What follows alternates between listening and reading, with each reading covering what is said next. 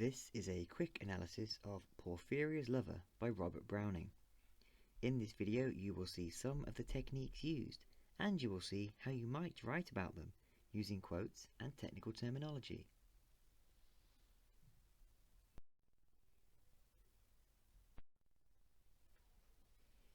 The opening of the poem uses pathetic fallacy. The exterior and interior setting reflect the speaker's mood. He is wild with excitement and jealousy. He calms when Porphyria arrives.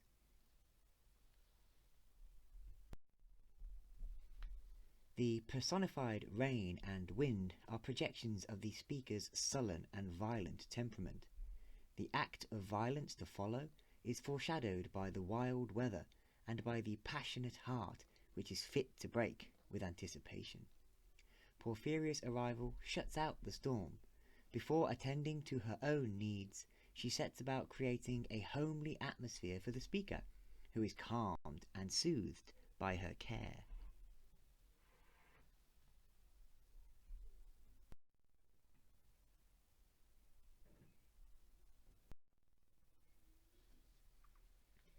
Let's look at perspective. The speaker watches Porphyria's actions. He admires her, but does not respond. She takes control, but has no voice. He is biding his time. He disassociates himself from the scene.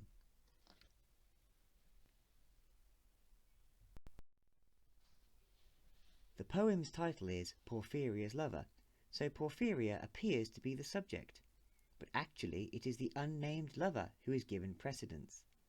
The poem is from his first-person perspective, and the reader only knows Porphyria through his eyes. She is a voiceless and powerless victim, whereas he is a dangerous voyeur. The speaker says that no voice replied to her call, showing that he has disassociated himself from the scene and takes no responsibility for the terrible crime about to happen. So if you're given precedence, you are made to be the most important, and if you are a voyeur, it means you like to watch.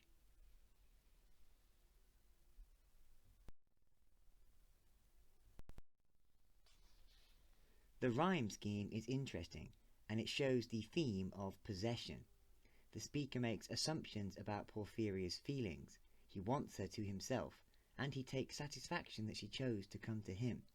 There is a power imbalance, and that is shown in the rhyme scheme, which is in 2s and 3s, and which is also shown with the indentations on the left-hand side of the poem.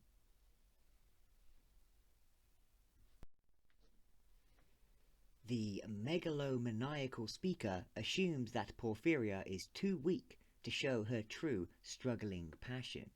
He projects his desire onto her, that she wants to dissever herself from other ties and commit only to him. He justifies his possessive fantasy by the fact that she left a gay feast to come to him. The imbalance of the ABABB rhyme scheme, accentuated by the use of indentations, shows two distinct characters, the more powerful speaker and the subservient Porphyria. If you are megalomaniacal, it means you have a godlike fantasy about yourself.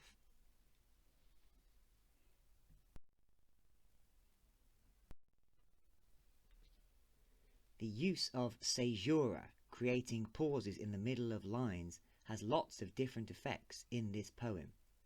It creates a pause for reflection, an opportunity for change, emphasis and tone.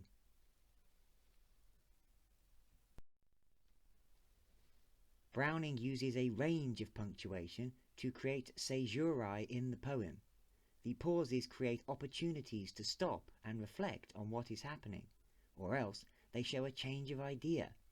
In the line, "Happy and proud, at last I knew," there is a specific moment where the speaker makes a dangerous assumption.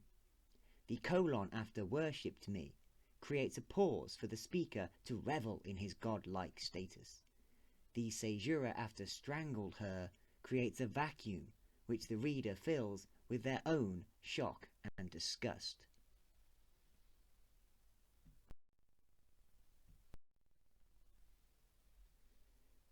The next technique is figurative language. We have a simile, we have assonance with the internally rhyming vowel sounds of ne and tre, and we have alliteration with the b sounds.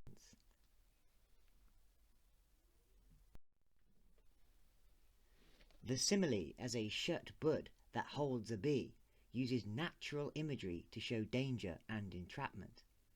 Now that she is dead, Porphyria's eyes are without a stain, because the speaker has frozen her in what he considers a perfect moment. The alliterative blushed bright beneath my burning kiss has a joyous bubbly sound, which supports the speaker's delusions of happiness, but is at odds with the horror of the burning reality.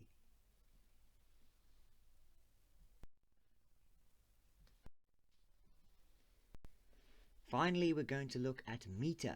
There is a regular rhythm, iambic tetrameter, which is 4 iambs. Da-dum, da-dum, da-dum, da-dum.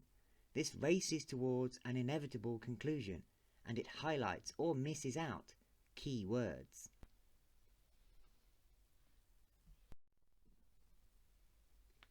A regular iambic rhythm throughout the poem expedites an ending which the speaker believes is inevitable and right. The meter stresses the words on either side of God, so that God becomes less significant. The speaker cannot hear God, who has not said a word. A Victorian reader would notice the sin and immorality which permeates this line, and would be left in no doubt that the speaker is evil.